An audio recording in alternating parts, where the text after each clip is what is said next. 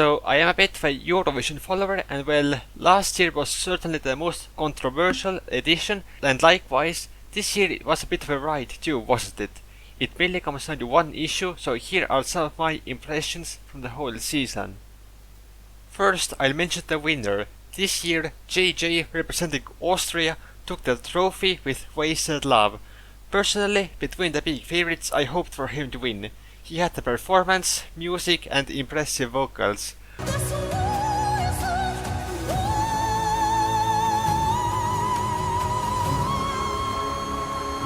For the results, there are separate jury and televoting scores, and the criticism of recent years is a single country being strongly favored by one side, guaranteeing its win. This year the field felt more open, and just based on that, it would be the fairest voting in years, but of course there were surprises. Wasted Love can maybe be compared with last year's winner, The Code, as both mixed opera voice with electronic music, though last year's was more drum and bass, and this one more on the opera and K-pop side, and the compositions are pretty different. And for those who are salty about The Code winning last year, here is the part that invalidated the criticism for me.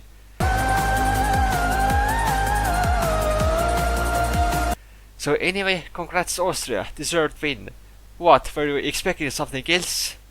Well, Sweden was a fan favorite, and after constantly sending regular, sanitized pop songs, they finally did something different. A comedy group singing about sauna.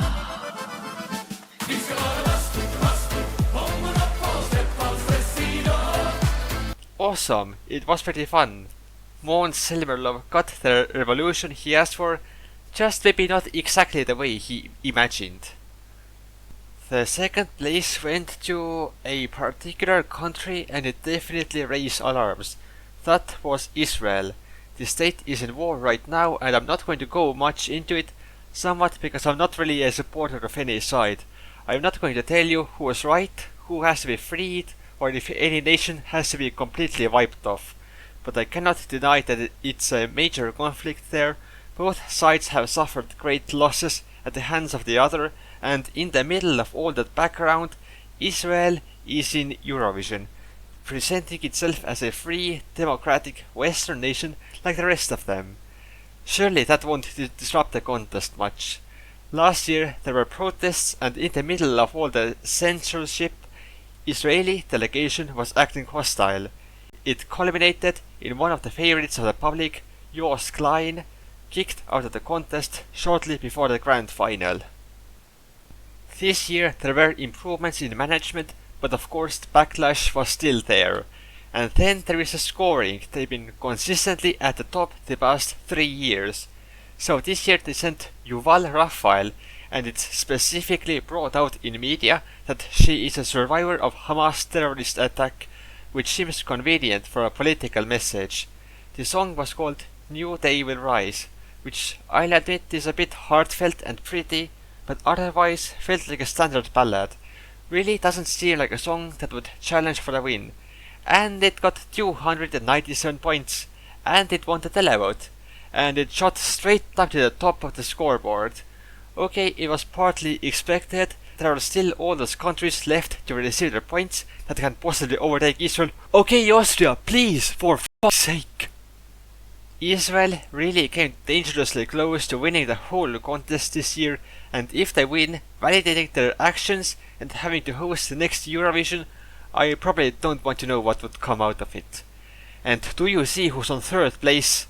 Estonia, my home country, which I'll also get to. We were a single point away from stopping Israel from very possibly taking the win. 1 point! That shot right there, absolutely nerve-wracking, and really not the good kind of excitedly suspenseful. For 3 years, the Israeli government has held a massive campaign of commercials and advertisements to get people to vote for Israel in Eurovision. And remember, you can vote 20 times with each payment method. These nearly 300 televoting points aren't people voting for a fine performance. It's from botting and people who politically support Israel. And it's probably going to continue like that. Those who want Israel out of the contest, I guess I understand, and it would likely bring me some peace of mind as well. Last year there were calls to exclude Israel from the competition, and the thought I had was if those people were mainly against a country in war or they were pro-Palestine. This section got political here, but that's how it is. Don't get so political. So, Estonia. This year we sent Tommy Cash. I'm pretty sure he's our most well-known artist in like the pop or mainstream scene. My first impression of him was that his music is really edgy with basic beats, not really to my liking. Now I caught a glimpse of him at the festival last summer, and there he announced that he will be going to Eurovision, so the hype was there for quite a while. His competing song turned out to be Espresso Macchiato, and it's about Italian stereotypes and a rich blow-off boasting about himself while drinking coffee like an average citizen. Yay, commercialization!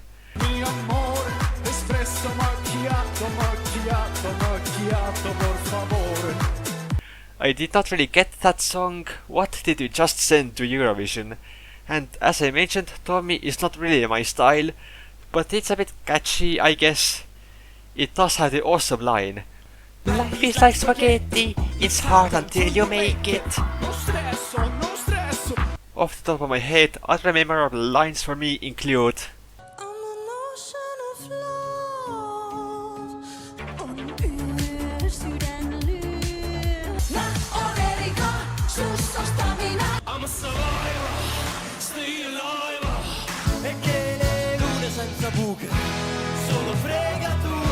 what the hell just happened? So basically I ended up in the audience for the national selection this year, and it was pretty clear who got the loudest cheers and the most chants. Espresso macchiato.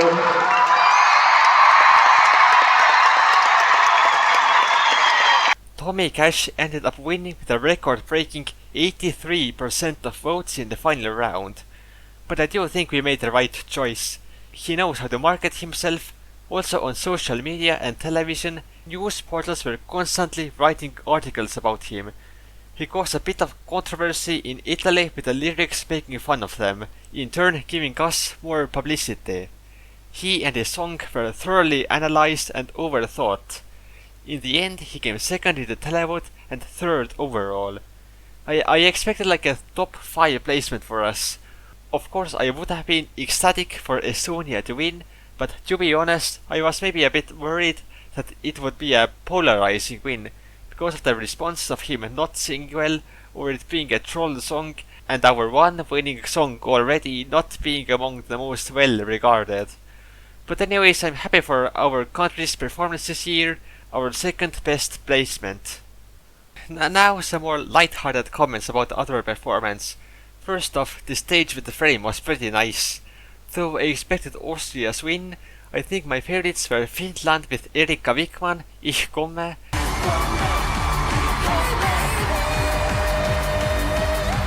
and Albania with Škoda Elektronike, Zierm.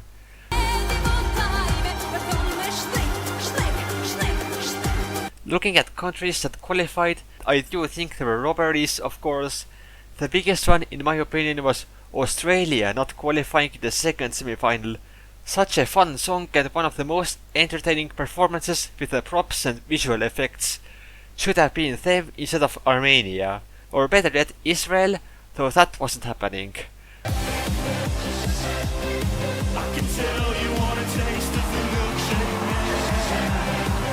Also a disappointment was Belgium not qualifying with their rave track Strobe Lights. Let's have them take Portugal's spot.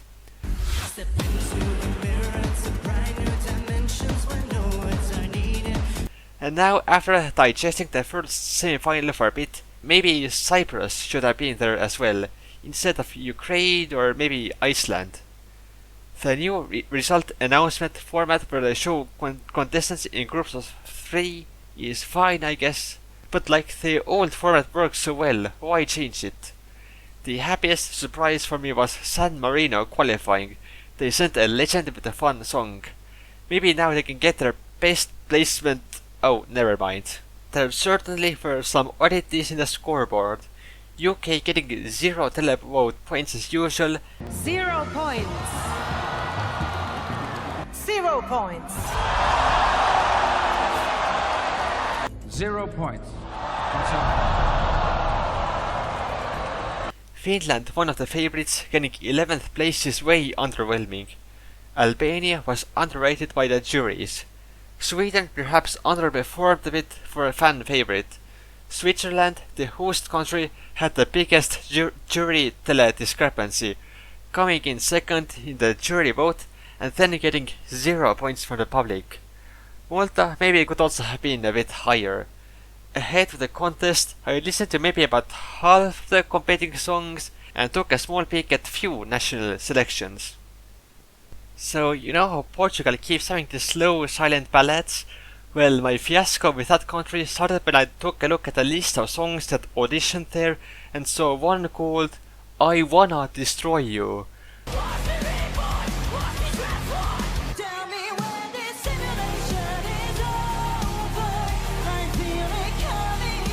I was pretty mind blown to see a heavier song there and I was rooting for that.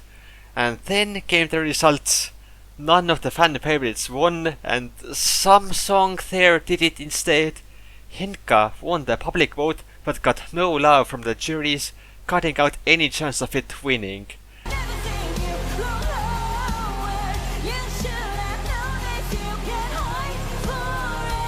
I guess the song they sent is like touching, it's about moving away from and missing home, but still maybe not really for me, and I admit I was disappointed at the selection results. That was a mess. This was the 69th Eurovision Song Contest, and fittingly there were 3 horny songs in the second semi-final, being from Australia, Malta and Finland. Similarly, there were 3 songs in Italian in the first semi-final, from Estonia, San Marino and Italy, the first 2 stereotyping the last one. They all met up in the final, except for Australia, of course.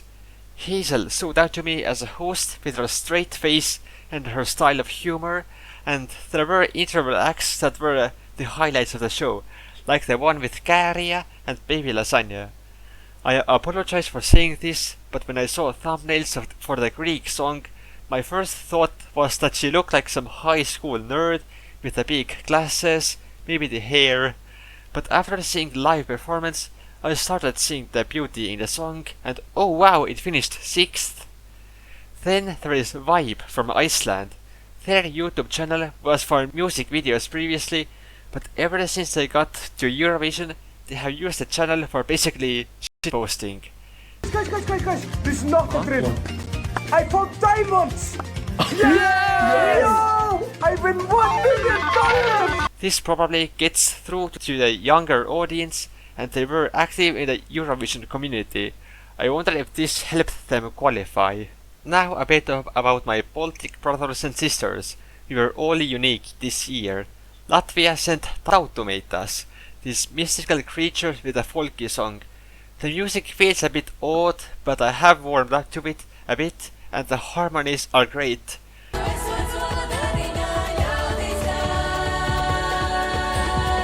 Lithuania sent Catharsis, an alt-rock band.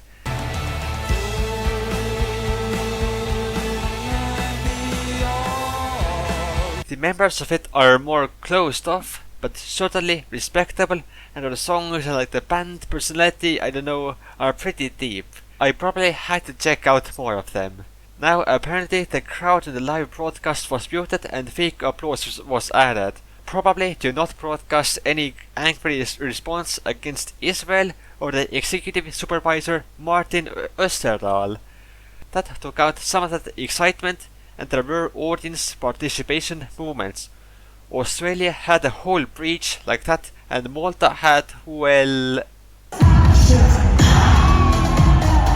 Also, Ireland sent a song about the dog Laika, and it got criticized for making a happy song about a tragedy and it being insensitive. Okay, that's fair, but I have a counter argument. The singer is fully aware of what actually happened with the dog, and was saddened by it. So thinking of an alternate reality where there is a party in the sky is more of a way to cope with it. So like Sugar go with something serious with this childish, naive imagination to bring light to the fact that way, which can happen, you know.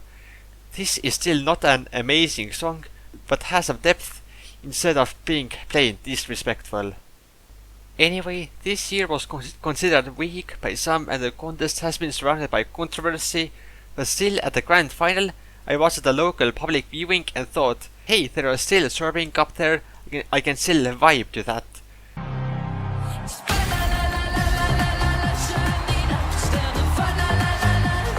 These were my thoughts on this year's contest. Thanks for watching and bye.